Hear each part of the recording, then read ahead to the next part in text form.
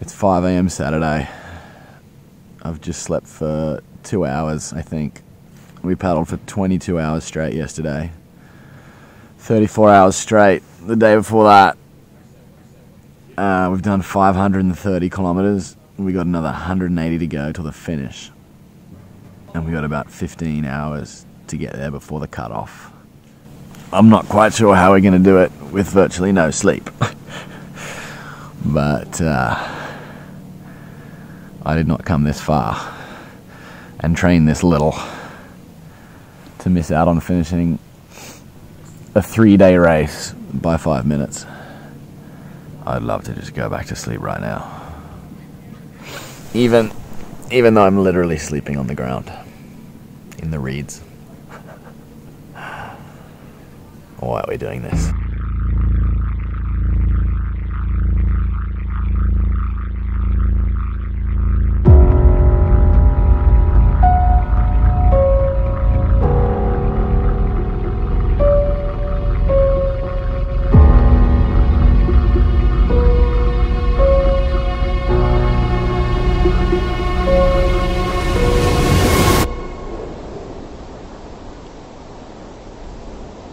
The Yukon River Quest is so much more than just a race.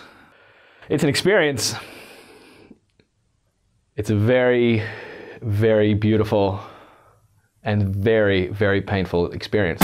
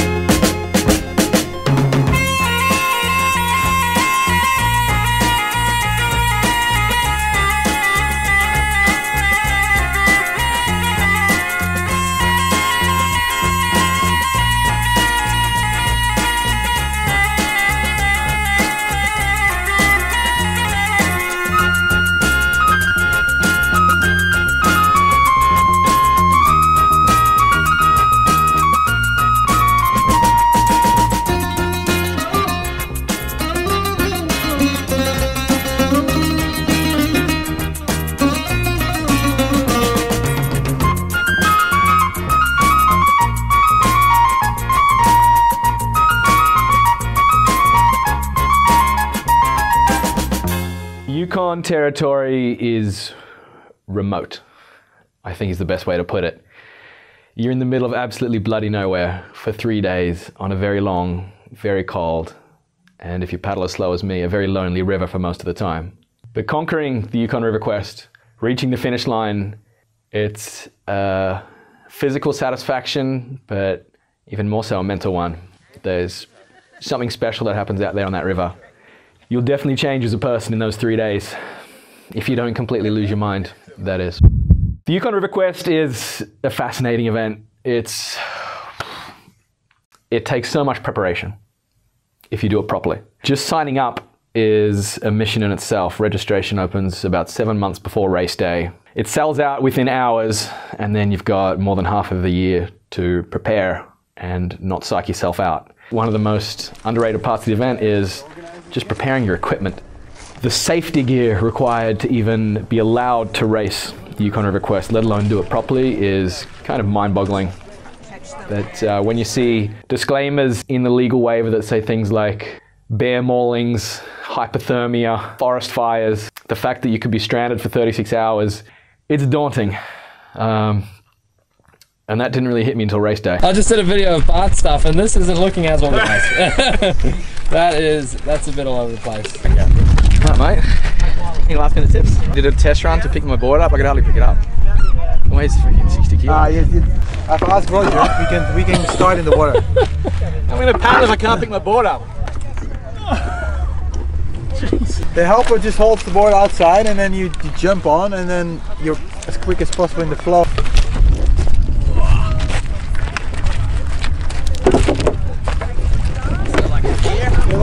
Right, I have 2 packs. One pack is with the gear I normally don't need, like a tent, a stove, a sleeping bag, gear we have to bring. This bag here is basically food, rain jacket. So this is easy reachable, and this is, I hope, never to touch. and some extra food on the front. So everything is just grab and go. Back bag here, so I've got my sleeping bag in there, my tents, extra clothes. What else? I've got my cook sets all in there. So if all goes well, I will never open his bag. We've got our tracking device, spare paddle. Front here, this is my main bag here, so I'll carry all my extra food. Rain gear, first aid supplies are in there. So I didn't prepare properly for the Yukon River Quest. I was very lucky to get one of the last minute spots. So I didn't have half a year to prepare. I had about 6 weeks. And I probably didn't use those 6 weeks wisely, if we're being honest. But again, it wasn't until I arrived in the start town of Whitehorse and I met 9 or 10 very bold stand-up paddlers that I'd be racing with that I realized this shit is serious. Fortunately, we'd had Stu from Sup Yukon, one of the local stand-up paddle pioneers, one of the first guys to do this race a few years ago, and a guide on the river that knows this country like the back of his hand. He helped us out with, virtually everything. Almost everything, except my quick blade paddle, everything was borrowed. The cruel thing about the start of the Yukon River Quest is that it's a running race. You'd think a 715 kilometer paddle race would start at a nice, slow, leisurely pace on the water. It starts at a hectic sprint on the land. It's fucking insane. 1 minute to go. The first 400 meters, you're running from the start line down to the river's edge to grab your gear and jump on, and it's just chaos.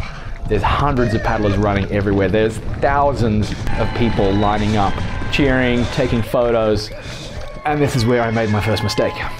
I've always been a pretty good sprinter, so I foolishly thought that I'd go for glory in the first few hundred meters and get the money shot running down the riverbank first. There's Chris, he's out in front. Yeah, Chris! I knew it wasn't going to last long once I got on the water, so I might as well make the most of it. As soon as the horn went, my gloves started flying out of my life jacket. I realized I hadn't put my paddling gloves on yet, so as soon as I started running, they went flying. I managed to catch one, the other one fell to the ground, and very stupidly I decided not to go back and get it because the race was on. My ego cost me very severely there. Yeah, Chris! Yeah, Chris.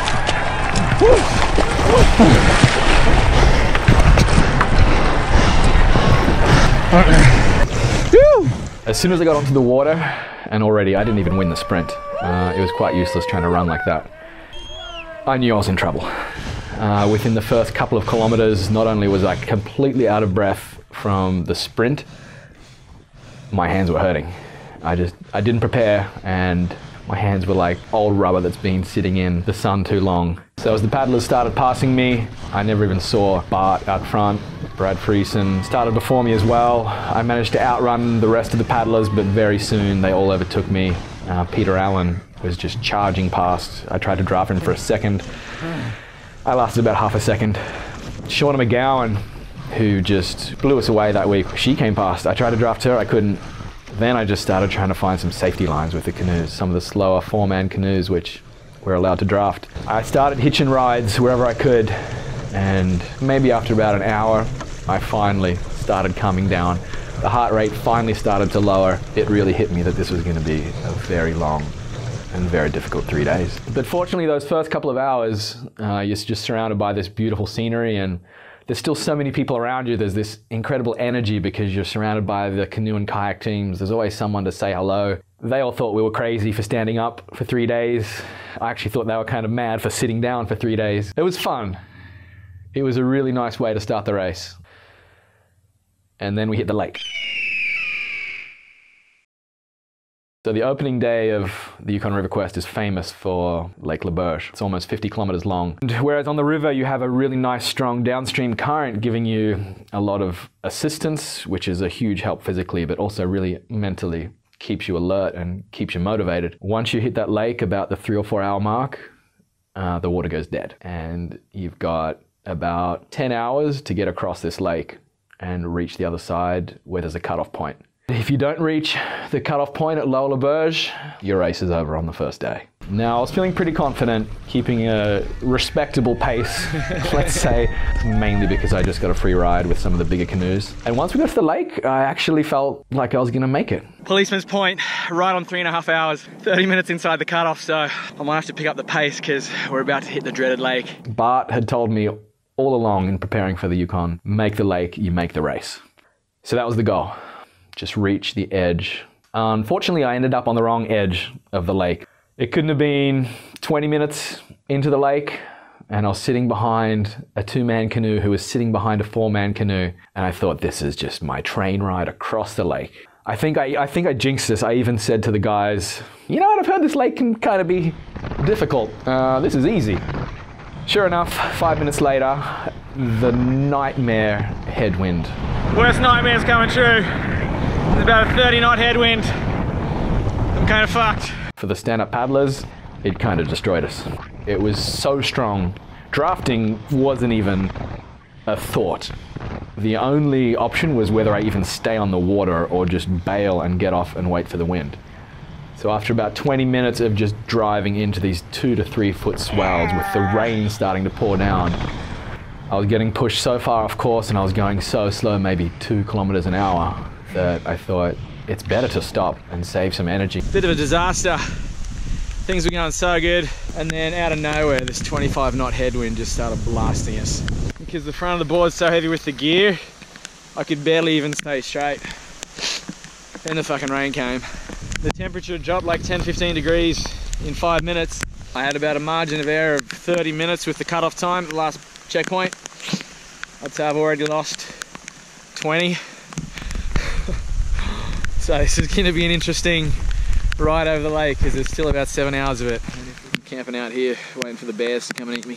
So I thought, shit, we're trying to make this documentary about the Yukon. This is going to be the most boring documentary if I've quit 4 hours into what's going to be a 70-hour race. So as the wind mercifully started to wane a little, I got back out there. Some of the boys later, Stu, Ben and Mike, the sup soldiers from Britain, they told me that they actually got out and just started walking along the shallows, walking along in half a foot of water, dragging their boards, so at least they were making forward progress because they couldn't paddle against it. That was pretty impressive for a few reasons, because one of those boys was walking on one leg, Stewie Croxford. He lost his leg in Afghanistan, so not only was he trying to paddle 700 kilometers on one leg, he was trying to walk over stones on a remote lake, carrying a board into driving headwind on one leg. So knowing in the back of the mind what those guys were going through, oh, and they were paddling inflatables, it kind of inspired me that I can't quit. I'm on this beautiful starboard all-star. I got no excuse.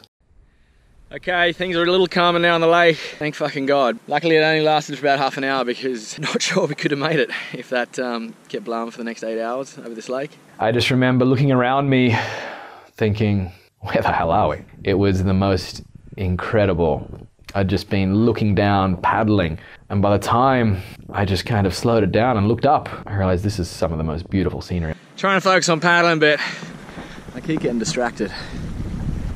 Far out. But that lake was long. It just kept going. There was headland after headland just wrapping around the mountains, and you couldn't see the end. And that's when I just kept looking at my watch, doing the calculations for the cutoff. I didn't come this far to not finish the race because of a timing technicality. I was gonna make those bloody cutoffs even if it killed me. So as the sun set on that first day, I limped off the lake just after midnight in this eerie kind of dusk and reached a checkpoint that was a bit of a haven. I hadn't planned on stopping there, but I had to. Just after midnight on the first day, I made the end of the lake with about 40 minutes to spare before the cutoff. Wasn't entirely sure I was going to make it for a while there, but we pulled in at the checkpoint. They got a fire going. A few of the crew were... Steve-O from Western Australia. Big Fizz, how are we? They survived the lake as well. How was it? Oh, the lake sucks. Don't ever go on the lake. I'm glad I'm never going to see that thing Bailing again. out water for the last bloody half an hour. This bloke got there. Yeah. And we got there. It's all downhill from here, boys. Yeah, it'll be sick. All right. All good times. Let's get back mate. out there, eh? Yeah, See right. you at the other end. Yeah. Let's paddle all night. Why not? Take the storm. It's almost 1 AM and it's still broad daylight. It's amazing. Magic part of the world. I jumped back on just before 1 a.m. From there, headed off into one of the eeriest parts of the race. It was like going down kind of a theme park roller coaster in slow motion by yourself in the middle of the night. It was kind of creepy. The water there, after you got off the lake, flushing out off the lake, the flow of the river was so fast that I was probably doing 14 kilometers an hour average without even really trying. So we were flying, and you just look to your side and you'll see the trees, the shadows just going past you so quickly that things that aren't even there just start to catch your eye. You start hallucinating. And this was still day one. That was actually one of the most special parts of the race. It's almost 3 a.m. It's almost 3 a.m. I said that already, didn't I? That first night, the temperature dropped to around 0. We'd been warned about this, and it was the reason that the gear check ladies had been so insistent that I have the right gear with me, because even though it's the middle of summer and it's daylight essentially 24/7, it gets bloody cold out there. 4 a.m, I knew the sun had risen. It was broad daylight, but I couldn't see the sun. More importantly, I couldn't feel the sun. So it's freezing cold and broad daylight, and I just kept waiting for the sun to appear above the trees behind the mountains. It was like it was just hiding there, slowly kind of following us on the other side of the ridge. And that meant it didn't warm up until about 6 or 7 a.m. in the morning. I really started to worry. It was getting so cold. I was starting to paddle faster and faster, but it wasn't helping me warm up. A lot of people had talked about the risk of hypothermia in this race, and I'd been very blasé about it beforehand. Suddenly I thought, shit, if I don't warm up soon, I'm in a bit of trouble here. I reached the next checkpoint. It's not a mandatory stop or anything. It's just a point where you yell at your number so that they know you're safe. But the volunteers who've taken a boat out there, it's in the middle of absolutely nowhere along the river. They were there doing an incredible job. And of course they had a big open fire going. Hot tea and hot chocolate. And I thought, this is my only chance. I've got to warm up. So I got off the river and thought I'd just sit by the fire for 5 minutes. Within 1 minute, my body was shivering almost uncontrollably. I've never really had hypothermia, but I'm presuming this was the early stages of it, because hovering over this fire, trying to get warm, and I was getting colder. I was pouring boiling hot tea onto my booties to try and warm up my numb toes. I was wrapping myself in blankets and just getting as close as I could to that fire without catching a light. That 5-minute stop turned into an hour. A few of the teams retired that first night. We just took another little break. It was a bit chilly last night. The hot chocolate. Apparently the sun's almost up. And I wasn't even halfway to the first rest stop. I wasn't even a quarter of the way through the race. I'd already been paddling 18, 19 hours. I was freezing cold still, but I just had to keep going. That was Bart's advice. If you stop, take a break on your board. At least you're going to keep moving downstream. Don't get off the water. So I was probably only moving at maybe 3 or 4 kilometers an hour, but the river was still moving at 6 or 7. We were making good progress. So when you've paddled 24 hours, when you haven't slept, when you're going delirious, and when you know you've still got 100 kilometers to go, your mind starts saying, just quit. Just pull over on the side. You've got a tent, you've got food, you've got survival gear, you could just camp out here. And there were so many beautiful little camping spots along this river. It's the kind of river you'd want to paddle even if there wasn't this race happening, just to explore it. At one moment, I remember halfway through the afternoon, and suddenly I just had this overwhelming urge that I gotta find a toilet. I was so exhausted, I just didn't care. I just pulled over there and pulled my pants down and went for it. There was no one for miles in front or behind me, so it didn't seem to matter. And then I remember I was so delirious that just walked a few meters away from this little open air toilet, laid down and tried to sleep. And I think that was the most satisfying 5 or 10 minutes I've ever slept. The Yukon Hilton. We've been going for a solid 24 hours now. I just pulled over on an island in the middle of the river to try and get 10 minutes sleep. But I can only afford 10 minutes because the next cutoff point, 10 p.m. tonight, it's midday now, and by my calculations it's going to take me 10 hours to paddle there. So you do the maths on that one. Not long after that, I finally got some company. The SUP soldiers, Mike and Ben, who I wasn't even sure if they'd made the earlier cutoffs or not. I hadn't seen them since the start line. They came paddling towards me, and at the beginning, I looked behind me about a kilometre, I could see these figures, and I thought, they're standing up in their canoes. Surely there's no stand-up paddlers left in this race. I thought I was the last one. I just snuck inside the cut-off time, so those guys must have been pushing it. But sure enough, about half an hour later, they caught up to me, and I realised it was probably the first human contact I'd had all day. So we made a bit of a pact with Mike and Ben. We decided we were going to make sure we all got to the break together. Unfortunately, I had to let go of their buddy, Stu, the amputee. He was seriously struggling with his prosthetic, and he knew he probably wasn't going to make that cutoff, so he told the boys to just paddle. We'd already experienced nightmare headwind on the lake, and we kept thinking, let's just get to the break. It's all downhill from here. What we didn't know is that the Yukon River is apparently a 700 kilometre long wind tunnel. So that second afternoon, we just had another nightmare round of headwind. Thank God we were going downstream, so we kept moving. Otherwise, we wouldn't have been moving at all. Yeah, that second afternoon was tough, but it was going to get tougher. Yeah, so pretty concerned about Chris Parker of Sup Racer. Had a big situation on Lake LaBarge Lake where a storm actually came in with an easterly wind and smashed the race around quite a bit. A lot of people had to go to shore, a lot of canoes ended up tipping and had to go to shore and get bailed out. Because of that, everyone lost about 2 or 3 hours on the water, so pretty much the whole race is behind. And right now we're really concerned because Chris is on that borderline point where he might not be able to continue on the race. At the first checkpoint you have to be in at 10 p.m.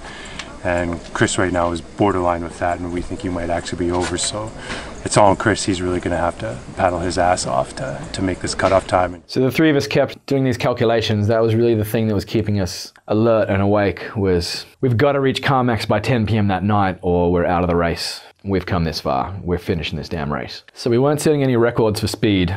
Just before 10 p.m, with about 20 minutes to spare, we limped into Carmax, which is the only genuine rest stop in the race. It's a mandatory 7-hour stopover where you have to get off the water. You can eat, you can shower, you can sleep, you can refresh, and then you can start the second half of the race like a new person. I was done. I figured you might be. No, and the funny thing is that I walk a little weird because if you've been on a board a long time, you get sea legs. So suddenly everything is not moving, and it's weird. So in the beginning, you look a little bit like a drunk. No, it was just tough, and I had to push harder because of the wind. And I always have a couple hours of sleepy time that you just cannot keep your eyes open. Tell us about the lake, Peter. Whoopsies. It's all going quite well until all of a sudden it started kind of raining, and out of nowhere this kind of northwest wind came out, and it just built. It was okay for a little bit, and all of a sudden it went nuts. Yeah. It was like kind of knee, thigh high, just relentless. The wind on the lake blew up, and I had to go into shore because it was like a Voyager almost took me out because they couldn't steer and I couldn't maneuver at all, and it just like that. So that's like the longest lake in the world. It never ends. Brad and I were kind of working together, and we went through the night. How do you feel? I feel good, considering what I just went through. What'd you go through? Whew. Well, a bit of everything. Wind, storms, cold, borderline hypothermia, all the fun stuff. I had a few moments there where I kind of questioned, what the hell am I doing? The storm kind of, because I was soaked after that. So what's your highlight so far? Probably that burger you were going to get from me right away. Oh man. That lake was something else, hey? That was insane. Yeah. So I got off the water, and thank God my all-star support team, Stu, Callie, Trev, they had everything set up and waiting for me. There was a tent there for me to crawl in. I didn't even have to lift my own board out of the water. They refilled my my food packs and my water packs for me. I could actually get some sleep. But man, I was so tired. I was so delirious. I'd been paddling at that point for 34 hours, all through the day, all through the night, all through the day again. I was actually getting angry at people that were coming up and trying to tell me what to do, even though they were just helping me. But I was so exhausted that little things were starting to bug me. So I knew I just had to get to bed. So yeah, it's been a long day. You pretty stoked to see the last bend there? Oh my god. You craving anything for that last 10 hours? A burger? Sleep. Sleep? Your fingers, they're all blistered up. No, it's actually, physically it wasn't even that hard. It was just, I couldn't focus. I just kept, every like 20 minutes I'd realize I'm not paddling. Like I was just standing there staring. I was like, what am I doing? Keep paddling. And like 20 minutes later I was just staring at the mountains like, oh. I just couldn't get a rhythm. I woke up just before, I had to get back on the water just before 5 a.m. It was freezing cold, but I felt $1 million. And then things started to get really weird. I jumped back on the water and I felt good. We were setting a good pace. But I didn't want to look at my watch. It was one of those moments where you know that if you just look at your watch every 5 minutes, time's gonna slow down. And I'd been going for what I thought was maybe 30 minutes. I thought, okay, I can sneak a look now. Let's see how far we've gone. I'd been paddling 4 hours. I was using my phone as my watch and I thought, it's changed time zones. It can't possibly be 9 a.m. I started at 5. I kept paddling and about 20 minutes later, this 2-woman canoe team came up to me and I said, what time is it? And they said, oh, it's 9:30. And that just blew my mind. Like, where had I been? Where had I gone? Was I even paddling in that time? Did I just stop for 3 hours and float? That was probably the beginning of my real descent into madness on the Yukon River.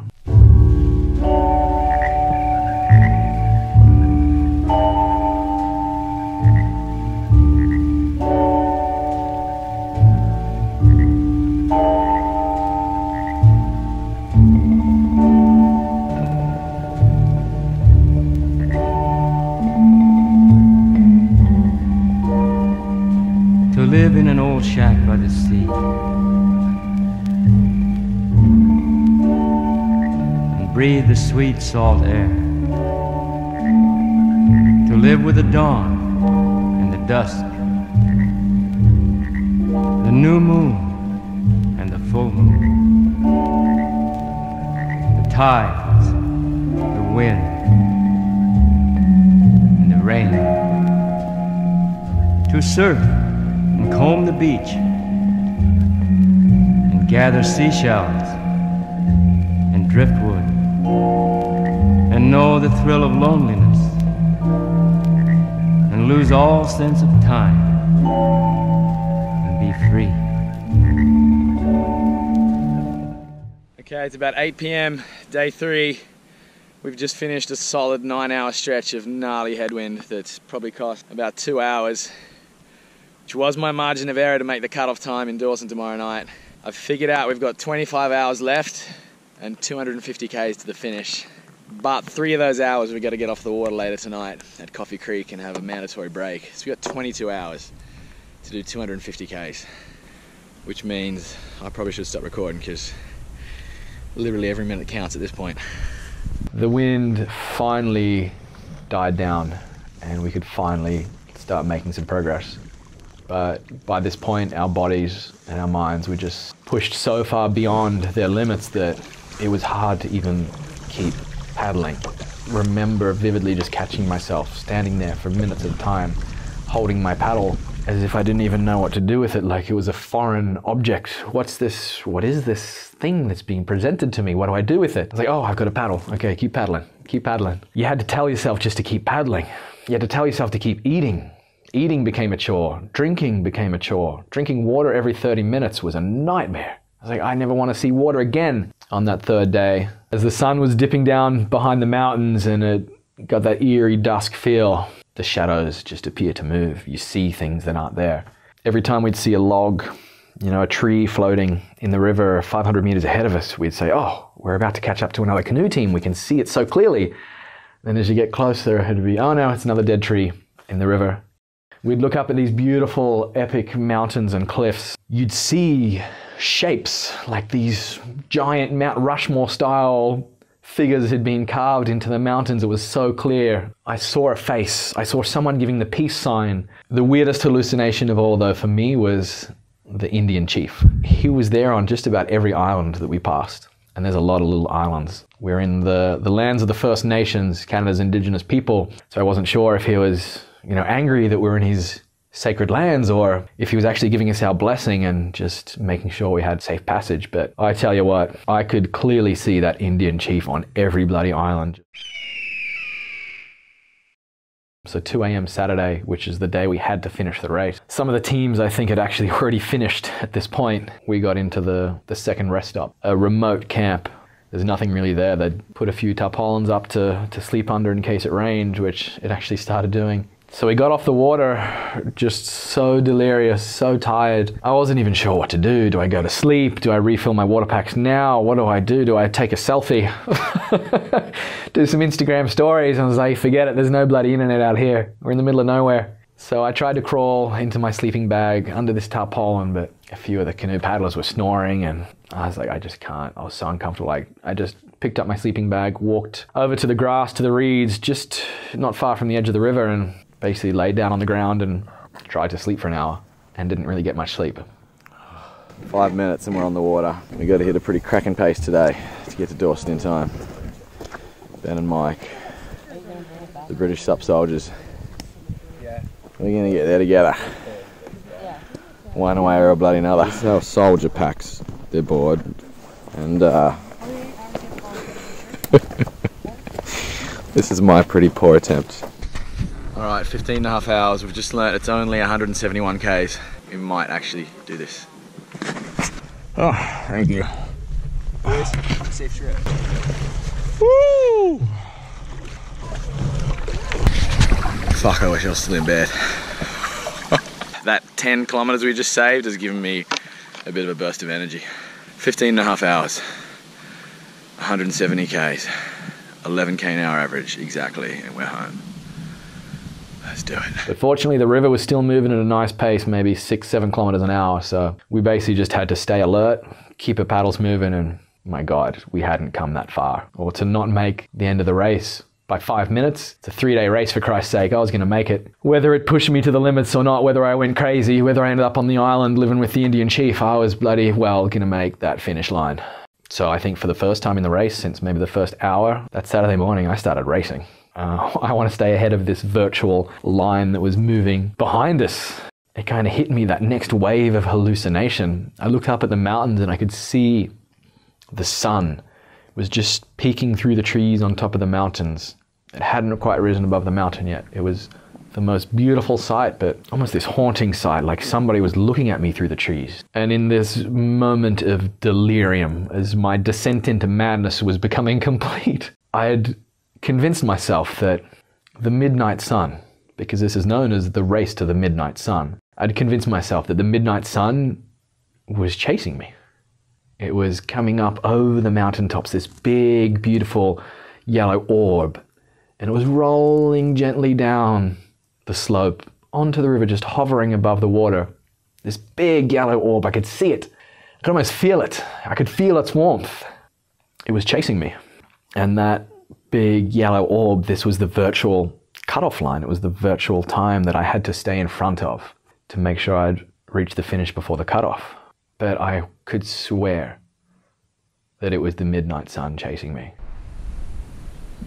Fortunately, we got to the confluence, I think it was called the White River, the biggest tributary into the Yukon River, and it just comes rushing down on your left. You can see it in the distance, you can hear it.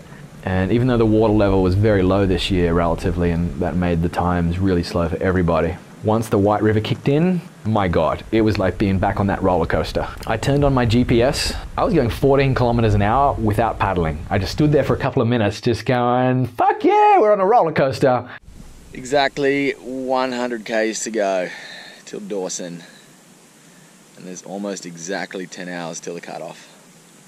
Nice even 10 k an hour average and we're home. And the river's doing most of the work there anyway, which is a good thing because I keep falling asleep standing up. Man, we just went through the craziest section. Felt like I was on another planet. That put me a nice little ways ahead of the midnight sun that was chasing me down. And then I started making a few more mistakes. The final 120 odd kilometers of the Yukon River Quest, even though it's bizarrely the home stretch, it's a goddamn labyrinth of islands of gravel bars, of sandbanks, of dead trees. The river widens out into these plains. There's no longer the luscious green mountains that we've had for the first 2.5 days. You're suddenly on this moonscape. It's like you've been transported to another planet. It's eerie, it's creepy. There's dead trees everywhere in the river. There's dead trees on the riverbanks. You're just waiting to see these crows looking down on you, or these vultures ready to come and, pick apart your dead body when you finally give up. I was just half expecting to see one of those Salvador Dali clocks drooped over one of the dead tree branches. It would have been a trippy place at the best of times, but after having paddled for almost 3 full days already, I was going batshit crazy by that point. The Yukon River Quest, it's so much more than a race. And what I love about it is, not just the challenge, the adventure, the people you meet, but the fact that this event, the race itself, has these characters within it. The Midnight Sun is, I don't know if it's a villain or what, but, well, actually, the headwind is probably the #1 villain. The river, the flow of the river is a character. I think one of the most fascinating characters in the Yukon River Quest is the map. Every competitor uses the same map. It's this old paper map that you get in a book of about 60 or 70 pages. It's called the Rourke map after the guy who drew it up in the 70s. It's been updated as the river has changed over the years with the flow of ice in the winter and the changing currents, but I don't think it's been updated much because this is the most simple map I've ever used. Lines and silhouettes and shapes that represent this grand, extraordinarily beautiful landscape. You're looking around at just some of the most epic scenery you've ever experienced, and then you look down and it's just little squiggly lines, and you go, okay, yep, that's the mountain. Every page is going to be about an hour of paddling. So Bart and our trusty guide from Sup Yukon, Stu, before the race had basically said, just take this 1 page at a time. Just try and make it, okay, you're here at the bottom of the page, just reach the end, and that's your goal. Next page, reach the end, that's your goal. And suddenly you're flipping through the pages and the kilometers really start to tick over. Another extraordinary benefit I had of working with Stu from Sup Yukon is that we sat down the night before the race. We mapped out every way I was going to go around the islands, left or right, zigzag, all the way down the Yukon River. This race isn't just about being physically prepared, being mentally prepared, and let's face it, I was not physically prepared at all. It's not just about the incredible logistics, all of the gear you have, the epic support crew that you definitely need. It's about navigation. You've got to read the river, you've got to read the flow of the water, and you've got to read this old map, the Rourke map, because you can go one side of an island where there's a fork in the river, not even a kilometer long. If you go this way, the water could be flowing 10 kilometers an hour. This way, it could be flowing 2 kilometers an hour. You're going to lose 5 or 10 minutes every time you make a wrong move around these islands. And my God, I made plenty. Even with this golden map that Stu had provided me, the local guide, the local legend, he told me exactly where to go. I think there was one point where it looked like the other way had been quicker and I didn't go, and someone overtook me, and I was like, damn it, Stu, that was the wrong way. Now I'm going to second guess everything. So every time we got to a fork, and I'd be like, Stu had said, Chris, go this way, mate, don't get tempted. I know it looks shorter down there. It actually probably is shorter. There's a shorter distance, but it's going to be way quicker. Go with the flow around here. I know what I'm talking about. I'd say, nah, Stu, you've got it wrong. I'm going this way. And sure enough, I'd hit dead water and go, my God. And I'd have to try and sprint to get out of that dead water. Another step closer for the midnight sun chasing me down, and another step closer to missing that final cutoff time. And that's the thing about this river. Even with all the preparation and this map and everything, it plays tricks on you.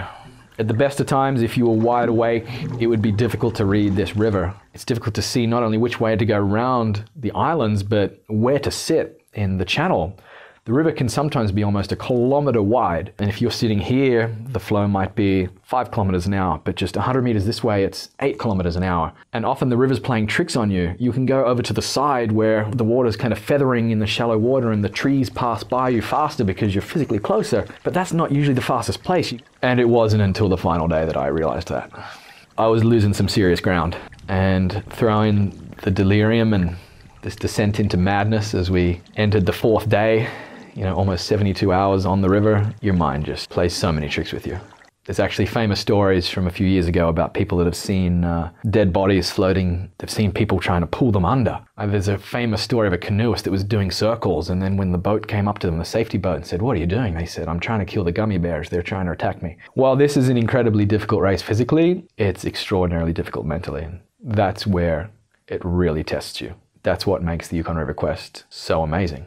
You go places in your mind you didn't know existed. You have this natural high, or this natural low, or there's just this natural mind trip, like you're being exported to another dimension. Sometimes you'll look around and think this cannot be planet Earth.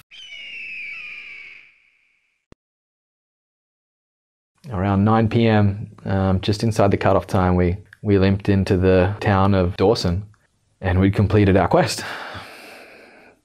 So we'd finished the Yukon River Quest, and at the finish line, all the other stand-up paddlers had come down to greet us. We were the last 3 paddlers over the line out of all the different divisions. I think we set a record for the slowest finishing time ever. A lot of teams hadn't made it, of course, but for those that did cross the line, we were dead last. All the other stand-up paddlers had just fought the overwhelming urge to sleep, to come down and cheer us home. And I got off my board, I could hardly walk, hugged my support crew and thanked them, and told them I couldn't have done it without them, because I didn't realize until I did the Yukon River Quest just how much we rely on other people when we do these kinds of challenges. It was just me out there on this board, but I was so fortunate to have this team around me. Callie and Trevor and Stu, the local legend, just giving us so much help. They'd done their own race. They hadn't slept the previous night. They'd been sleeping in the car or camping on the edge of the river trying to get some footage of me or get to the next stop early and make sure I had some food or whatever. That was another thing that really struck me, was the camaraderie. Except for Bart, I actually didn't know any of these paddlers before I got to the Yukon, and now I consider them all my good mates. It wasn't really until the next day that we sat down and I started talking with some of them that had some really incredible motivations for doing this race, and you know, when they'd wanted to quit mid-race, they hadn't done it. It was inspiring to see. The reason why I signed up for the Yukon, well, I had a lot of friends who did it. Peter Allen, who I now call Goddamn Peter Allen, because he really encouraged me to do it. Is it emotional? What was your biggest motivation? Sorry, I haven't really done this, and I'm going to be blubbering. You can take your time. It's good, we need some drama on there. I decided to face my fears this year because I lost my mom in December to cancer, and I kind of wanted to do it for my kids and for other moms and women particularly who maybe think, oh, that's way too hard, I could never do something like that. But I have a crazy supportive husband who, Peter messaged me the day that the cutoff of when we were supposed to sign up for the Yukon. And I looked at my husband, I'm like, so I'm not doing the Yukon, right? He's like, do it. I was like, how are we going to pay? He's like, so we'll figure it out. We do it. I was doing all right the whole race until that wall of wind. Even the wall of wind, I was okay. I was giving myself total positive self-talk, not letting myself go there. But my friends warned me, you're gonna go there, and just know that when it comes, it'll go. It will eventually go, but just know that you'll get through it, it'll go away, and you'll get happy again. But it lasted for like 10 hours. The first 2 days, fine. The last 10 hours, I was in a low, shitty place. Really bad place, yeah. Like, why am I doing this? Who do I think I am? I'm just like a mom who likes to paddle, and it's like ridiculous things that. And then I started thinking about my friends and the SUP community, like in Vancouver. Man, you can feel it. You can feel the energy when people are thinking of you. I felt my mom out there so much. It was good. Yeah, it's more than a race. It's the whole experience of it. This place is amazing. The people, the volunteers, the camaraderie with all the different paddlers. I met so many people on that river that they're always gonna have a place in my heart. Anybody could do this race. You can do it. You just need to decide that you're doing it and don't give up. You do everything you do because you want to challenge yourself, I think. Me especially. So I like to do things which either haven't been done or are difficult. When they finally opened up, it took some convincing to do this race. for the organizers, because they didn't allow us in the first year, and then a few of us got together, Stuart, Joanne and me, we wrote all letters, you know, we should be in this race. They saw us, the organizers, as like, we're not going to finish here. We'll let you in, but we're going to prove that it's not going to work. But halfway the race, when we got pretty much in the first quarter of the races, we got in at Carmax, they realized that we're actually doing pretty well for standing on a board. That's the nice thing about stand-up in this race. They have a lot of respect for you because they think it's way harder standing up. For me it's not, because it's the only thing I know how to do. So why do I do this? It's because of the challenge. I like to, it's a hard race, and you discover a lot of things about yourself. I enjoy life better afterwards. If you do something really hard, life is just nice afterwards. You appreciate life better, you appreciate food, friends, family. A lot of people take everything they have for granted, and if you do something like this, it is really hard. And there's a lot of times during the race where you're not sure, why do I do this? But in the end, it's the triumph of making it, climbing the mountain, which hasn't been climbed, at least personally. It was in very short. Why? I guess for me, for signing up for the Yukon was to hopefully inspire my 4-year-old son. Have him look up to me as a leader and to accomplish something hard. And another big inspiration for me to do this race was last summer when we were on a family trip. My wife and our son, we were canoeing on the Yukon River, and it just a fluke that we happened to be on the river the same time as the Yukon 1000. And we're sitting in our campsite one night after a long day on the river, having our supper and whatnot, and all these canoes start flying by. What's going on here? And next thing you know, I see two guys dressed in blue. They're standing up on paddleboards coming down the river. Am I hallucinating? And it was Bart and his partner on the 1000. Right there, just like, yeah, I'm gonna sign up for the quest next year. And, yeah, it's all I'm blaming it's your fault, Bart. Bart's fault. People you meet along the way, the stories you share, and you have this one giant adventure together. Everyone sort of comes together, and you pull each other through. You boost each other up, inspire them, and you keep going. And it's those friendships that you'll remember that way down in the future. I think my motivation is just I guess the physical and mental challenge, and just seeing what I'm capable of. You end up in some pretty dark places, and it's always interesting to see how you deal with that. And to me, the biggest part of this race is the mental challenge, because there's no way you can physically prepare for 715 kilometers. So yeah, getting to the end is all mental, in my opinion. I guess for us, because we're ex-military as well, we have this sense of sort of loving a challenge, loving adventure, loving the great outdoors, and this just seemed like a great opportunity to do all of that. Challenge ourselves, set ourselves in a category that we didn't really know that much about. We're probably the least experienced people in this race, I'd say, but we got what we wanted. We got the challenge, and we got the opportunity to connect with the great outdoors. The Yukon is an amazing place. It was a fantastic place to see, although after about 60 hours the same river actually does get a little bit tiring.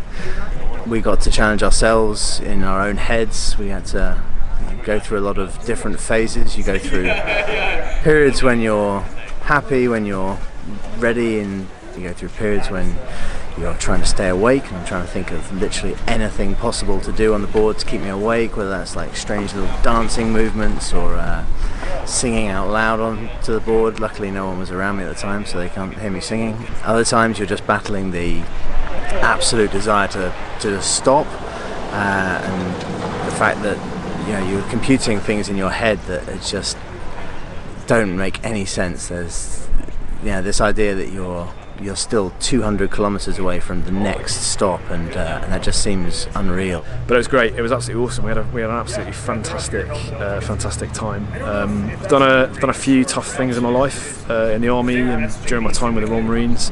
This is well up there with one of the toughest physical and mental events that I've participated in.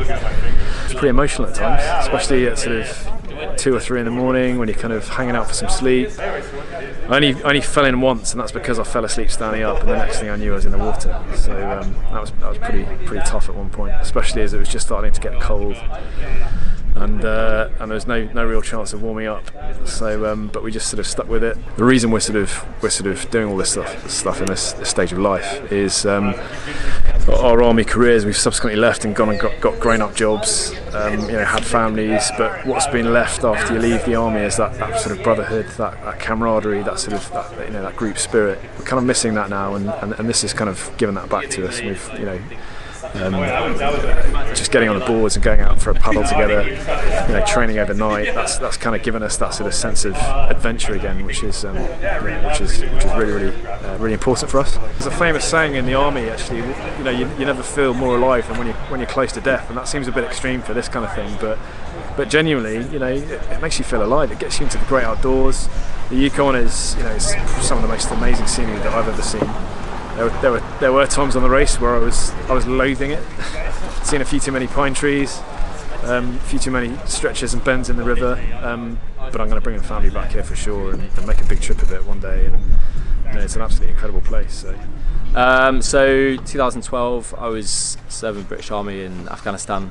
Got blown up in a vehicle, shattered both my feet, and then went through rehabilitation, racing on a racing yacht in 2014. Broke my leg, my right leg, and then with the compounding issue of the explosion in Afghanistan and then the break, I ended up with compartment syndrome, and then had to have my leg amputated below the knee.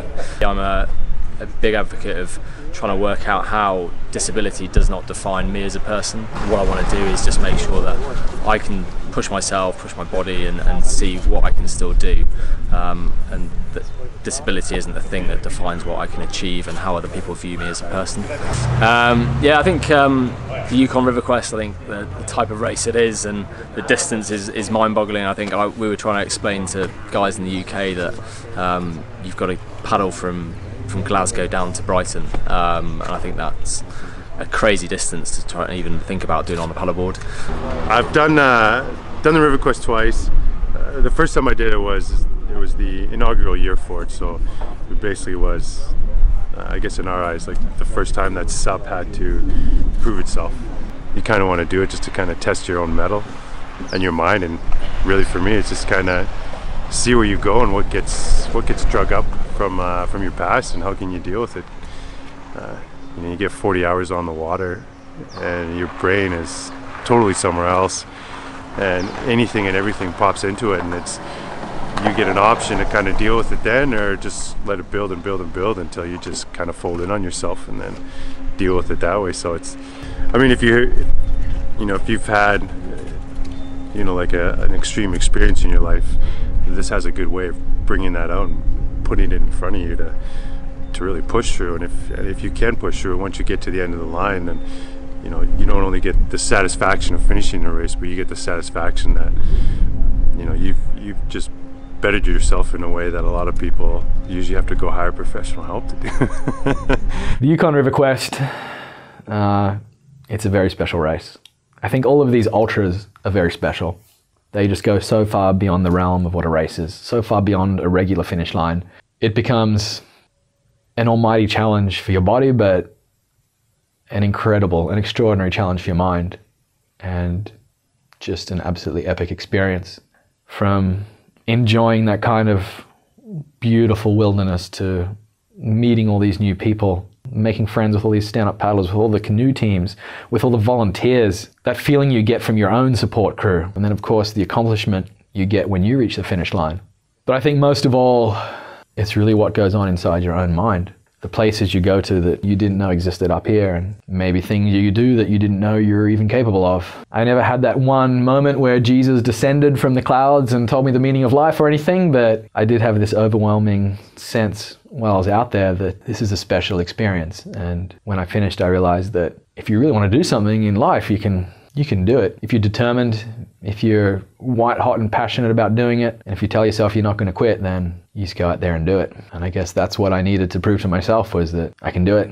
So my motivation The reason why I did the Yukon River Quest was so that I could tell myself I can do it. It wasn't necessarily for anybody else, or wasn't to set any records, that's for sure.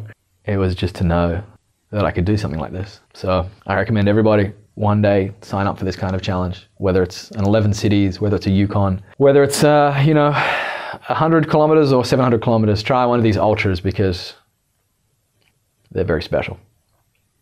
But it wasn't over then. There was one more thing left to do. There's a bit of a tradition in downtown Dawson, which was a famous gold mining town in the Klondike Gold Rush. Apparently 40 or 50,000 people used to live in this town. There's 1,000 there now. And I don't think they've updated any of the buildings since the gold rush in the 1890s. It's this incredible place with just dirt roads and wooden buildings. And in one of the downtown saloons, there's a very special tradition where you can have a shot of whiskey with a mummified human toe in it. And these toe shots, or the sour toe cocktail as they call it, has become, a bit of a must-do when you're in Dawson. So sure enough, after the race, we all went down to the saloon and we had a toe shot.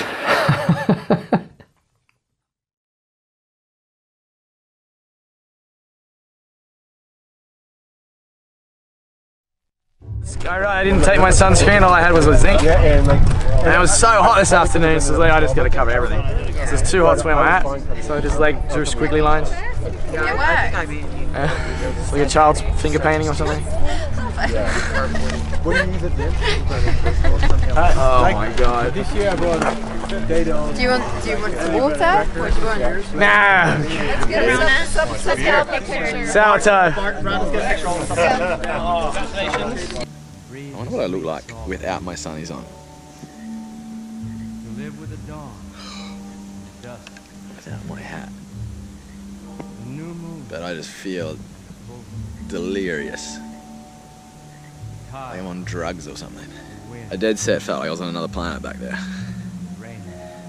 I stopped paddling for like 15 minutes. I was just staring around. I was like, is this even real? gather seashells It was trippy. and driftwood, and know the thrill of loneliness,